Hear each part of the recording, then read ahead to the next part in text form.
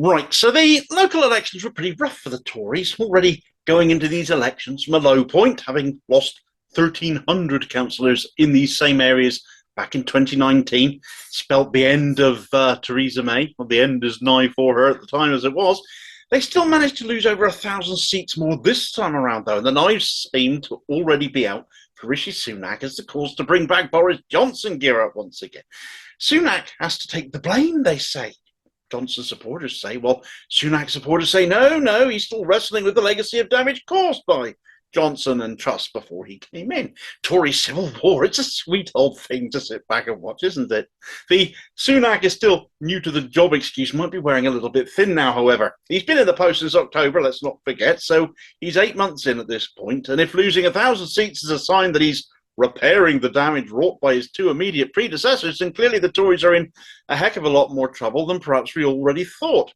Of course, Sunak has had his fair share of screw-ups, mostly self-inflicted and mostly centering around his own self-interests. And one thing the public definitely hate is seeing someone in power perceived to be on the take.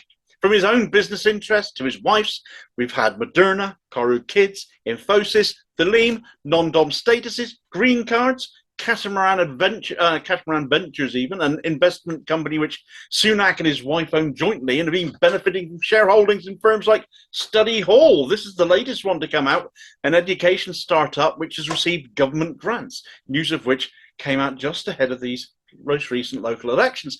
But this is a very wealthy couple who often seem to be helping themselves, isn't it? And I think this is the biggest bugbear many people have, many conservative voters even have, with Sunak personally. Why is such a rich man doing a job that pays him so for change compared to his amassed wealth? Simple. He's one of those people, rich as he is, for whom it's never enough. A position in politics opens up opportunities, business-wise, opportunities to make more money, and on the face of it, he hasn't even waited until his parliamentary career is over before tucking in. From a policy perspective, a government perspective, things have become even more extreme and right-wing under his tenure. Protest is now functionally illegal, as the Coronation showed, striking the same way as we've seen with Steve Barclay dragging the RCN to court over 1 day of strike action, rather than engaging with these people and addressing the issues of safety as well as pay in that sector, treating it like a competition they have to win. But if the government succeeds, we all lose. Now, they may be barred from striking entirely by the same legislation that saw peaceful protesters locked up for wearing his sloganeering T-shirt or holding a placard old sausage fingers might have seen from his golden carriage.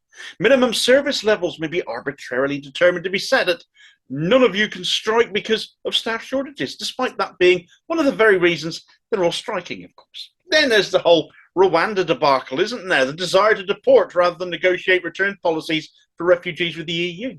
Sunak's biggest failure, I would suggest, is his weakness in post, given the internal alliances he needs to hang on to his position, and because of that, he's been either unable or unwilling to deviate from the courses of action already laid in. That ought to be a warning to Keir Starmer and his lot flatly refusing to undo Tory policy on the basis that it'll take too much time as well. But what are we voting for them for if not to change things? The human rights lawyer who will let the police lock up protesters for so much as sneezing the wrong way, it would seem. That's what we can expect under a Starmer-led government. Carry on and not change anything. And that sums up Sunak's tenure so far too. The pain still being felt across the country due to the cost of living crisis. The failure to really tackle extremely high bills, laid at the feet of Russia or the energy companies, as they have been, despite that not really being true at all.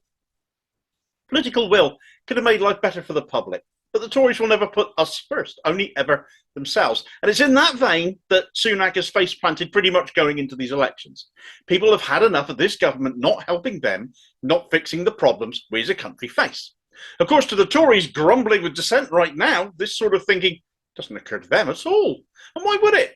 Factually, they still have the majority of the press on side to dumb people down. They are never held truly accountable in TV interviews from too many of those asking the questions, particularly on the BBC, or Tories too.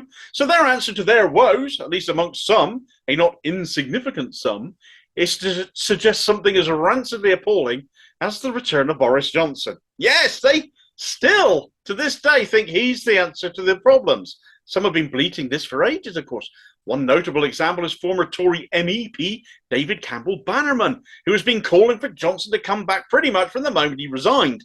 To the likes of Bannerman, Sunak pulled a Brutus on Johnson when he resigned as Chancellor. But after all the scandal of Partygate, the mishandling of the pandemic whilst he was partying away, they're irrelevant. Johnson is a winner, and winning is all that matters. Or at least he was a winner in 2019 when it was all about Brexit, and that card surely by now has been played and ballsed up too, with shortages in food, demand exceeding supply, causing prices to soar and inflation along with it. But sure, blame war in another country for all of that too. Can't possibly be anything Johnson ever did or didn't. Sunak must therefore take the blame for these results, not precious Boris, who should be restored and will win the public over with lots of lovely tax cuts, they think. Whose taxes, though? Because it's never ours, is it?